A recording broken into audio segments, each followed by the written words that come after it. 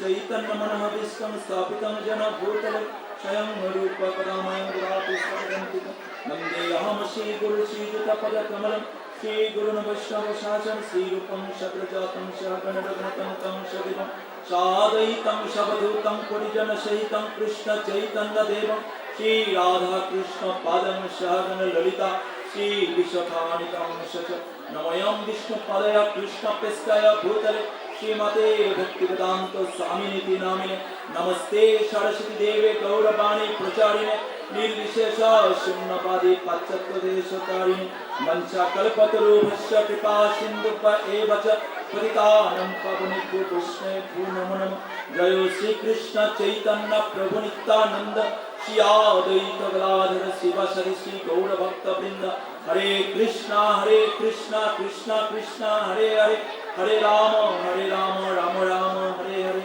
ओम नमो भगवते वासुदेवाय সবাই বলতে হবে আমার পর ওম নমো ভগবতে বাসুদেবায় ओम नमो भगवते वासुदेवाय नारायण नमस्कृतं नरं चैव नरोत्तमं देवीं सरस्वतीं व्यासं ततो जयमुदीरये नमस्कृतायुषु अभद्रषु नित्यं भगवत सेवया भगवतने उत्तम श्लोके भक्ति भवति नास्ति मुकुमुकुरति वाचं पुंगुं लङ्घयति गिरिं जत्कृपातमहं वन्दे परमानन्दमाधवं नमोऽयं विष्णुपदाय कृष्णप्रेष्ठाय भूतले श्रीमते जयप्रकाश स्वामिनिति नामिने नमो आचार्य पदयन्ताय कृपापदये गौड़ कथा धर्मोदय जगन्नाथের রথ সম্বন্ধে তেমন কোনো অবগত ছিল না জগন্নাথ বলদেব সুভদ্রা মহারানী কে তাও জানতাম না শুধু এটা না আমি দেখেছি অনেক জায়গায় গিয়ে আমাদের সনাতন ধর্মাবলম্বীরা ভগবান সম্বন্ধে অনেক বিভ্রান্ত যদি বলা হয় তুমি কয়েকটা ভগবানের নাম বলো একদম দেব দেবতা থেকে মনি ঋষি থেকে যা আছে সব বলা শুরু করে বলতে সবাই ভগবান আপনাদের মধ্যে না থাকলেও কিছু লোকের রয়েছে মানে সনাতন ধর্মের সবচাইতে ব্যাড হ্যাবিট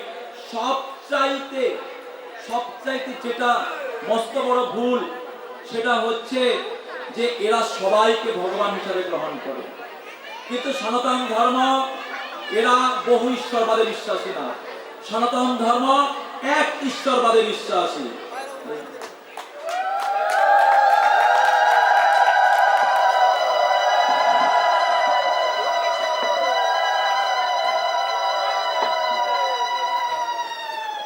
সনাতন ধর্ম এক ঈশ্বরবাদে বিশ্বাসী যদি আমরা বহুভাবে এইভাবে প্রথমেই আমরা ভুল করে ফেলি তাহলে আমাদের সবচেয়ে মস্ত বড় অপরাধ হবে এর জন্য আমরা নিজেরা জানবো আমাদের সন্তানদের জানাবো সনাতন ধর্ম এক ঈশ্বরবাদ কি রকম একলা ঈশ্বর কৃষ্ণ আর সব ভৃত্য তিনি যেমনি নাচায় সবাই তেমনি করে নৃত্য একলা ঈশ্বর কৃষ্ণ কৃষ্ণই হচ্ছেন স্বয়ং ভগবান আর সব ভৃত্য মানে কি দাস তিনি যেমনি নাচায় সবাই তেমনি করে নৃত্য ঠিক দেব দেবতা মনি ঋষি গুরুদেব ভগবান না আমরা যদি কেউ বুঝতে না পারি প্রধানমন্ত্রীকে মন্ত্রীকে মেয়রকে মেম্বারকে চেয়ারম্যানকে সব যদি একত্র করে ফেলি তাহলে আমাদের একদম অন্ধকারে থাকা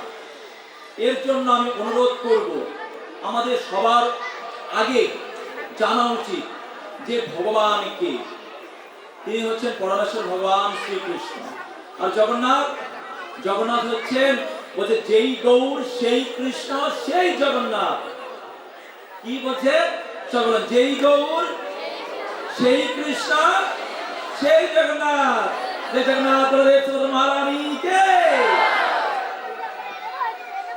আমাদের স্পষ্ট ভাবে সেটা জানা উচিত জগন্নাথ বলদেব সুভদ্রা মহারানী যে মন্দিরে অবস্থান করেন সব সময় তাকে বলা হয় নীলাচল কি বলা হয় মনে থাকতে হবে নীলাচল মানে স্বয়ং দ্বারকা নীলাচল মানে কি দ্বারকা সেটা ঐশ্বর্যময় জায়গা জগন্নাথ মন্দির কিন্তু সব সময় ঐশ্বর্যময় সেখানে কোনো কিছুর অভাব হয় না দ্বারকা কি আমরা দেখতে পাই না দ্বারকেশ্বর কৃষ্ণ তার যতগুলো রানী ততগুলো প্রাসাদ, যতগুলো রানী ততগুলো প্রাসাদ। ঠিক জগন্নাথ মন্দির হচ্ছে স্বয়ং দ্বারকা, মানে নীলাচল। ঠিক ভগবান জগন্নাথ, বলদেব, সুভদ্রা মহারানী যখন রথে করে তিনি তার মাসির বাড়ি গন্ডিচাতে যান, তখন কোথায় অবস্থান করেন? গন্ডিচাতে। ওটাকে বলা হয় সুন্দরাচল। ওটাকে কি বলা হয়? সুন্দরাচল, মানে স্বয়ং বৃন্দাবন। সুন্দরাচল মানে কি? স্বয়ং বৃন্দাবন। যদি এই কয়টি 9 দিন যে জগন্নাথ, বলদেব, সুভদ্রা মহারানী গন্ডিচা মন্দিরে ছিলেন, সেটা স্বয়ং বৃন্দাবন। আর সেখানে যদি কেউ ভগবানকে দর্শন করে, তাহলে তিনি বৃন্দাবনে ভগবানকে দর্শন করা হয়। মহারাজ বলেছেন, মন্দিরে ভগবানকে দর্শন করলে যে কৃপা হয়, যদি কেউ গন্ডিচা মন্দিরে গিয়ে ভগবানকে দর্শন করে, তার থেকে 1000 গুণ বেশি কৃপা। জগন্নাথ, বলদেব, সুভদ্রা মহারানীকে। এর জন্য আমাদের জানতে হবে। আমাকে অনেকে জিজ্ঞাসা করছে, প্রভু জগন্নাথ কোথায়? আমি বলেছি, তিনি তো সুন্দরাচলে, তিনি তো বৃন্দাবনে, তিনি তো গন্ডিচায়। জানতে হবে এই পর্যন্ত কে কে গিয়েছেন জগন্নাথকে বৃন্দাবন দর্শন করতে, মানে কি গন্ডিচা মন্দির দর্শন করতে? হাত তোলেন দেখি। হ্যাঁ, জগন্নাথ জানি না, তাই নিয়ে যাইনি। নাই নাই, জগন্নাথ মন্দির নেই, নাই নাকি? একটু জিজ্ঞাসা করিনি। জগন্নাথ যেখানে থাকবে সেটাকে বলা হয় কি? নীলাচল। আর 9 দিন কোথায় থাকে? মানে স্বয়ং বৃন্দাবন। গন্ডিচা মন্দির। কেন গন্ডিচা নাম হলো? ভগবান জগন্নাথকে আহ্বান করে এনেছে ইন্দ্রদন্য রাজা। রাজার নাম কি? ইন্দ্রদন্য। ইন্দ্রদন্য রাজার সহধর্মিনীর নাম হচ্ছে গন্ডিচা। কি নাম? গন্ডিচা। কারণ দুজনে ভগবানকে এত ভালোবাসতেন, তাদের ভালোবাসার কোনো ত্রুটি ছিল না এবং কমতি ছিল না। এখন দুজনে দুটো মন্দির করে ফেলছেন। রাজা ইন্দ্রদন্য একটি মন্দির করেছে এবং গন্ডিচাও আরেকটি মন্দির করে ফেলছেন। এখন ভগবানকে দুজনে ভালোবাসে, বলছে না জগন্নাথ তুমি আমার মন্দিরে থাকবে, আবার গন্ডিচা বলছে না তুমি আমার মন্দিরে থাকবে। এখন তো ভগবান কি করবে? তখন চিন্তা করলেন, না, যেহেতু রাজা ইন্দ্রদম্নুর আহ্বানে আমি এসেছি, আমি সব সময় থাকবো নীলাচলে। আর যখন আমি রথে করে যাব, তখন থাকবো মাসির বাড়ি। গন্ডিচা হচ্ছে জগন্নাথের মাসির বাড়ি। তাই বলেন হরে কৃষ্ণ। এর জন্য আমাদের এই লীলাগুলো জানতে হবে। আর আরেকটি দিন থাকবে মাত্র, আগামীকাল রয়েছে। আমি অনুরোধ করব সব সময় এই রথের সময় 9 দিন প্রতিদিন একটু হলেও গন্ডিচা মন্দিরে ভগবানকে দর্শন করা। অনেক কৃপা। কারণ রাজা ইন্দ্রদন্য জগন্নাথকে কত ভালোবাসতেন। তিনি 3টা প্রতিজ্ঞা করেছেন, যে 3টা সংকল্প করেছেন জগন্নাথের জন্য। এক, জগন্নাথকে তিনি প্রতিদিন 56 বার ভোগ লাগাবেন। কতবার? 56 বার। তিনি খাবার দেবে, হাত শুকানোর আগে আরেকবার দিবেন, হাত শুকানোর আগে আরেকবার দিয়ে দিবেন। বুঝে যাচ্ছে? এবং তিনি কি প্রতিজ্ঞা করলেন? যাতে ভগবানের কাছে প্রার্থনা করলেন, হে ভগবান জগন্নাথ, এই যে সুন্দর মন্দির করেছি, যাতে আমার বংশে কোনো পুত্র সন্তান না থাকে। তার বংশে কোনো, কারণ তার বংশে যদি পুত্র সন্তান আসে থাকে, পরবর্তীতে বলবে এটা আমার মন্দির, আমার বাবার মন্দির, এটা আমি মালিক। এর জন্য তিনি ভগবানের কাছে প্রার্থনা করেছেন। কত বৈরাগ্য। এবং তিনি আরো কি প্রতিজ্ঞা করেছেন? বলছেন, হে ভগবান জগন্নাথ, আপনি সবাইকে কৃপা করবেন। আমাদের মন্দিরগুলোতে একটু পর বন্ধ হয়ে যায়, কিন্তু পুরী ধামে ভগবান জগন্নাথ মাত্র 3 ঘন্টা বিশ্রাম নেয়। কয় ঘন্টা? আর বাকি সব সময় খোলা। ওই 3 ঘন্টা কে দর্শন পায়? শুধু স্বর্গের দেব দেবতা, স্বর্গের দেবতারা শুধু দর্শন পায়। আর সব সময় জগন্নাথ দর্শন দেন। তাদের জন্য, আমাদের জন্য। কারণ জগন্নাথের সেবা সবচাইতে সহজ। আমি শুনেছি যারা বাইরে থাকে, মানে দেশের বাইরে যারা ভক্তি জীবন পালন করে, তারা আমাদের মতো এত সুন্দর পরিবেশ নেই যে ঘন্টা বাজিয়ে ভগবানকে ভোগ লাগানোর জন্য। তারা ভগবানকে কিভাবে ভোগ লাগিয়ে প্রসাদ পায়? তারা তাদের পকেট থেকে মানি ব্যাগ বের করে, সেখানে জগন্নাথের ছবি, আর প্লেটের মধ্যে যা রান্না করে বাম হাতে ভগবানের ছবি, ডান হাতে প্লেট, হে ভগবান জগন্নাথ তুমি কৃপা করে গ্রহণ করো। বাস, হরে কৃষ্ণ কৃষ্ণ কৃষ্ণ হরে হরে, হরে রাম রাম রাম হরে হরে বলে। আর কি করে? মানি ব্যাগটা বন্ধ করে পকেটে রাখে, ডান হাতটা সরিয়ে বাস নিজের প্লেটে প্রসাদ দিয়ে যায়, বলে হরে কৃষ্ণ। জগন্নাথ দর্শন করলেই হয়, এত মন্ত্র বলতে হয় না। জগন্নাথ কত কৃপা, কারণ জগন্নাথের তো কি চোখের পাপড়ি নেই, তিনি সব সময় দেখেন। জগন্নাথের কোনো কি চোখের কোনো পাপড়ি আছে? তিনি অপলক দৃষ্টিতে সবাইকে দর্শন করেন।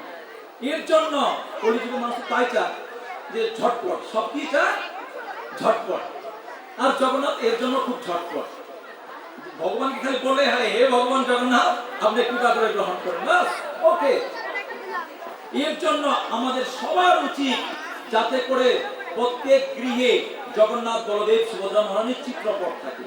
কারণ যদি আমরা অন্য কোনো, যেমন বিগ্রহ রয়েছে আমাদের ভগবান রাধা মাধবের, এখানে অনেক প্রকার আইন রয়েছে, মন্ত্র বলতে হবে, শুদ্ধ সাত্বিক ভাবে করতে হবে অনেক, কিন্তু জগন্নাথের বিষয়গুলো এভাবে না। ছোট্ট একটি নীলার বলে আমি শেষ করে দেব, যেহেতু অনেকগুলো অনুষ্ঠান রয়েছে। যেমন পুরী ধামে পুণ্ডরিক বিদ্যানিধি গিয়েছিলেন।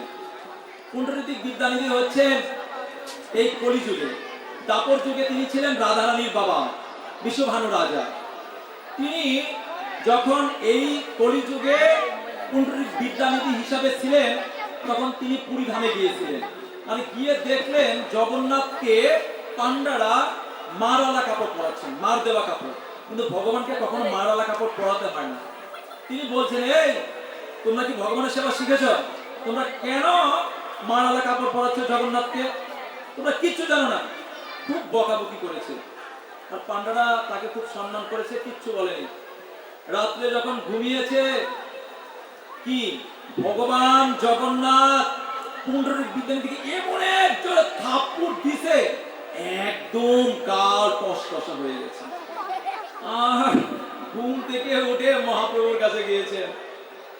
গিয়ে মহাপ্রভু থাকতেন পুরী ধামে,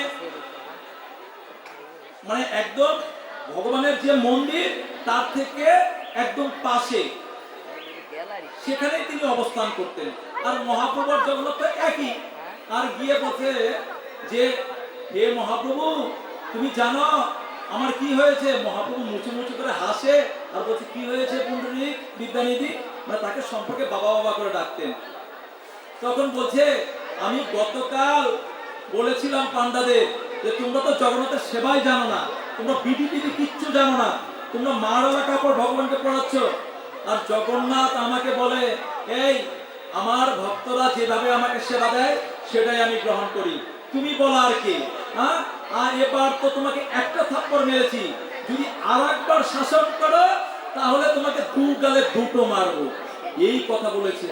আর গালটা কিরকম হয়েছে? একদম কুয়া যেরকম ফুলে না, সেই রকম ফুলে গেছে। বলছি, ও আচ্ছা আচ্ছা। মহাপ্রভু সান্ত্বনা দিচ্ছে পুণ্ডরিক বিদ্যানিধিকে, পুণ্ডরিক বিদ্যানিধি তুমি কত ভাগ্যবান, স্বয়ং ভগবান তোমাকে স্পর্শ করেছিল, এটা তো ঠিক। জয় জয় জগন্নাথ বলদেব সুভদ্রা মহারানী কে, জয় জগদ্গুরু শিলা প্রভুপাদ কি। ঠিক এখান থেকে আমরা কি বুঝতে পারি? যে আমরা কলিযুগে সাধন ভজনের জন্য সবচাইতে উপযুক্ত শ্রী বিগ্রহ হচ্ছে, চিত্রপট হচ্ছে জগন্নাথ বলদেব সুভদ্রা মহারানী। এবং শিল প্রভুপাদ তিনি শিক্ষা দিয়েছেন, এই কলিযুগের জীব এত এরা ব্যস্ত, এরা মন্দিরে আসার সময় নেই। এর জন্য ভগবান অন্য কোনো বিগ্রহ মন্দির থেকে বের হয় না। একমাত্র বিগ্রহ ভগবান জগন্নাথ বলদেব সুভদ্রা মহারানী, যারা রাজপথে গিয়ে, যারা পথিক, যাদের সময় নেই, যাদের কি মন্দিরে কোনো প্রকার সময় দেয় না, তাদেরকে দর্শন করার জন্য ভগবান রাস্তায় বের হয়। এর জন্য আমাদের সবার উচিত আগামীকাল ভগবান গন্ডিচা থেকে আবার তিনি তার নিজ মন্দির নীলাচলে প্রবেশ করবেন। আমরা কেউ ঘরে বসে থাকবো না। একটা উদাহরণ দেখুন, যদি দেখা যায় কোন দেশের বড় প্রধানমন্ত্রী যদি রাস্তায় বের হয়, তার মন্ত্রী পার্ষদ যত প্রকার প্রশাসনিক দিক রয়েছে, তারা কি কেউ ঘরে থাকে? কেউ থাকে? কেউ থাকে না, কারণ তাদের প্রধান বেরিয়ে গেছেন। ঠিক চৈতন্যতে স্পষ্ট উল্লেখ করেছেন, জীবের স্বরূপ হয় কৃষ্ণের নিত্য দাস। আমাদের পরিচয় হচ্ছে আমরা ভগবানের দাস, চাকর। ঠিক স্বয়ং ভগবান তিনি হচ্ছেন জগন্নাথ, জগতের নাথ। নাথ হচ্ছে কি? নিয়ন্ত্রা, স্বামী। তিনি হচ্ছেন আমাদের প্রধান। আর আগামীকাল তিনি তার নিজ আসন থেকে তিনি রাজপথে আসবেন। আমরা কেউ ঘরে থাকবো না, আমরা সবাই রাজপথে গিয়ে ভগবানকে সুস্বাগত জানাবো, তাই রশি ধরে টানবো এবং নৃত্য করব, কীর্তন করব এবং আনন্দের সহিত তাকে নিয়ে আসবো। যত ঝড় হোক, বৃষ্টি হোক। কি কখনো দেখেছেন যদি কোনো প্রধান লোক বাইরে থাকে, তার দাসীরা কখনো ঘরে যায়? কখনো না। আমাদের যত কিছু হোক, আমরা রাজপথে থাকবো যে পর্যন্ত ভগবান তিনি রাজপথে থাকবেন। এবং মহাপ্রভু শিক্ষা দিয়েছেন যে যাতে করে, অনেকে বলবে প্রভু আমরা তো কালিয়াকরের লোক, তাহলে চাপায় আসুন কেন, আমরা অনেক টান দিয়ে থাকবো। অনেকে আবার যখন এখান থেকে যায়, আমি দেখেছি চাপারের কিছু লোক, না আমি আবার কালিয়াকরে যাব কেন, আমি এখানেই টান দিয়েছি। এইরকম অনেকের টেন্ডেন্সি রয়েছে, এগুলো বাদ দিতে হবে। মহাপ্রভু শিক্ষা দিয়েছেন, তিনি কোথায় পুরীধাম আর কোথায় হচ্ছে নবদ্বীপ। তিনি যখন পুরীধামে অবস্থান করতেন, নিত্যানন্দ প্রভু এবং শিবানন্দ সেনকে দায়িত্ব দিতেন, তুমি এই গৌর দেশ থেকে, এই নবদ্বীপ থেকে ভক্তদের নিয়ে আসো পুরীধামে। এইভাবে না, বিমানে করে না, ট্রেনে করে না, হেঁটে হেঁটে। কত ট্রেনে যেতে সময় লাগে 8 থেকে 9 ঘন্টা। ট্রেনে কত ঘন্টা লাগে তাহলে বুঝে যাচ্ছে? ট্রেনে যেতে তাহলে কত দূর। আর তারা এই রথযাত্রা দর্শন করার জন্য তারা হেঁটে হেঁটে যেতেন 20 থেকে 21 দিন যাবত। আর আমরা চাপাই থেকে কালিয়াকুড়ি যেতে চাই না, আর কালিয়াকুর থেকে চাপারও আসতে চাই না। না না না, হয়ে গেছে। হরে কৃষ্ণ। মহাপ্রভুর শিক্ষা থেকে আমরা এটাই বুঝতে পারি, ঝড় থাক, বৃষ্টি থাক, যত দূর হোক, রথের দিন ঘরে থাকবো না। কাজকর্ম যত কিছুই থাক, আগে থেকেই গুছিয়ে নিব। এবং জগন্নাথকে শাস্ত্রে বলেছেন, রথে যদি কেউ দর্শন করে, বলছে পুনর্জন্ম ন বিদ্যতে, তার আর পুনর্জন্ম হবে না, এবং তিনি এই জন্মের পরে ভগবানের কাছে ফিরে যাবে। কে কে ভগবানের কাছে ফিরে যেতে চায়? হাত তুলুন দেখি। তাহলে কালকে রথে জগন্নাথ যখন থাকবে, সবাইকে নিয়ে আমরা নৃত্য করব, কীর্তন করব, এবং সাথে মহাপ্রসাদে গোবিন্দে প্রসাদ পাবো, আনন্দে। বলো হরে কৃষ্ণ।